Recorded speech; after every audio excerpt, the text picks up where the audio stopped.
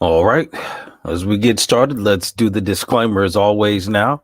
So please note that the Brother Mark Scott YouTube channel's intention is to provide information, solutions, and reconciliation to personal relationships without attacking or offending individuals.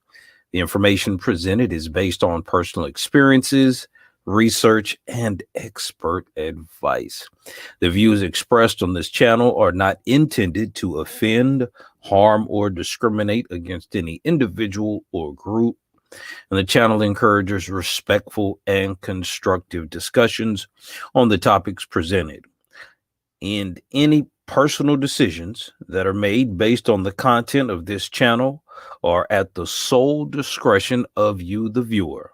The channel shall not be held responsible for any outcomes resulting from actions taken based on the content that is presented. So, welcome again to the Brother Mark Scott channel. I am wanting to take this opportunity to answer the question. Now, the topic of this video, as you can see, is the people who need love the most. And this actually come from a friend of mine who actually gave me this video topic, and I will get to that. But first, again, let me welcome you to the Brother Mark Scott channel. Again, I am your host, Brother Mark Scott here. So please, as you see this video, subscribe to the channel, leave your comments, give me a like. That is absolutely free. And share this video if you think it's relevant, beneficial, or helpful to anybody else. And before I jump into the content of this video, let me just give a shout out to U of H. Mark Scott here, a born and raised native Houstonian. It's about 9:30 p.m. on a Friday night here, March the 24th. The Cougs lost, as I saw in the Sweet 16 game. But even though, like I say, they lost, I'm still going to ride with the home team. I'm a home team underdog kind of guy, so I want to make sure I shout out the U of H Cougs. So thought I'd throw on my U of H shirt. I'm not an alumni, just a supporter repping my city. So as I get into the show, people who need love the most comes from a comment by a friend of mine, Brother Darrell. Thank you for this topic on this video, but he actually hit me up. He said the people who need love the most seem to ask for it in the most unloving way. And as I was talking to my beautiful girlfriend, I was kind of honestly, when I saw the comment as an idea for the show, it really hit me. It does seem like the people who want to be loved the most do seem to have the hardest time in communicating that love. And quite honestly, many of us have unhealed issues. We have trauma that we've dealt with, things we've gone through. Some of us don't know how to communicate very well.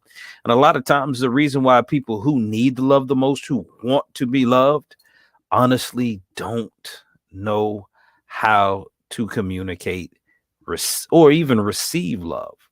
And you have to ask yourself, when people say that they need love, what is love? Some of us, when we say we need love, is it attention? Is it affection? Is it sexual attention? Or is it the kind of praise and admiration that we're desiring from somebody?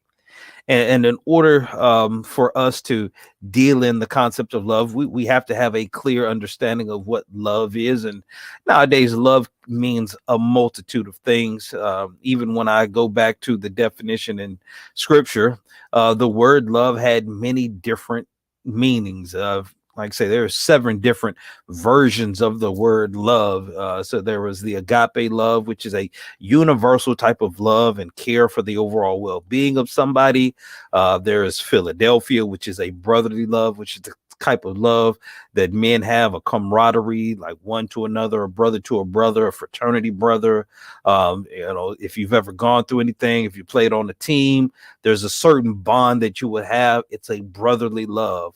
Then you have, again, there's eros, the romantic type of love, usually intertwined with a strong type of attraction. So when we talk about people who need love, we have to kind of put that into context in an individual circumstance. What type of love is that person looking for? Is it a child who's looking for the love and the guidance and the protection of a parent that reaffirms them, reassures them, that gives them identity?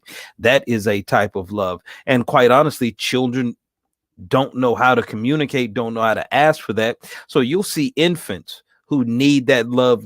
Sometimes they just need to be picked up, held, or touched. And what do? They cry. They throw a temper tantrum. They'll yell.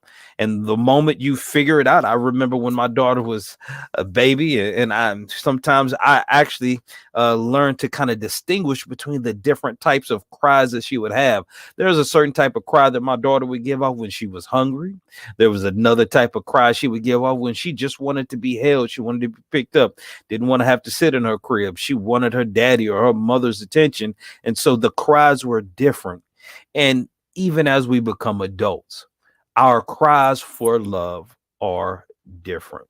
And I think, Darrell, the reason why these people ask for it in the most unloving way, because just like children, many of us don't know how to communicate or express ourselves very well. And again, I would encourage anybody, if you are needing love and you're having trouble finding love, sometimes it's not that the people around you don't want to love you, but you also have to understand on the flip side, are you the type of person who's able to receive love? Are you lovable? And that's not a worth question. I believe everybody has an intrinsic, God-given value of the need to be loved. But some of us are so difficult to be around. We're so contentious. We're argumentative. We're combative. We're angry. We're frustrated. And because we don't know how to process that and deal with that, we project that out. And even though we need love or want love from people around us, we become so toxic in our unhealed trauma that we push other people away who we really want to love. And then we get mad at them for not reaching out or not working harder, but we do everything subconsciously in our power to push them away. And we make it difficult for people to love us. And those are the people who need love the most. Yes, they will struggle sometimes and have a hard time because the way they ask for it is in a very unloving way. And quite honestly, nobody owes us anything. Love is not something that you are guaranteed. It's not something you're entitled to. In order to receive love, you have to become the type of person who is lovable. And if you're not receiving love from people around you, then I would encourage you to look at yourself in the mirror and ask yourself, find somebody you respect, get a therapist, get a counselor. If you have a parent or somebody in your life that you will respect enough to allow them to check you, because quite honestly, if you're having trouble receiving love and you are the type of person who's reaching out, then honestly, the issue may not be the people around you not desiring or wanting to love you.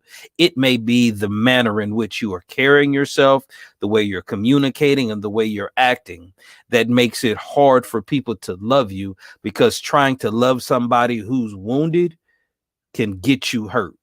Hurt people hurt people. It's a saying that a lot of people are familiar with. So if you're in that type of place where you have a void in your life of not being able to receive love, ask yourself, are you the type of person who is truly able to be loved?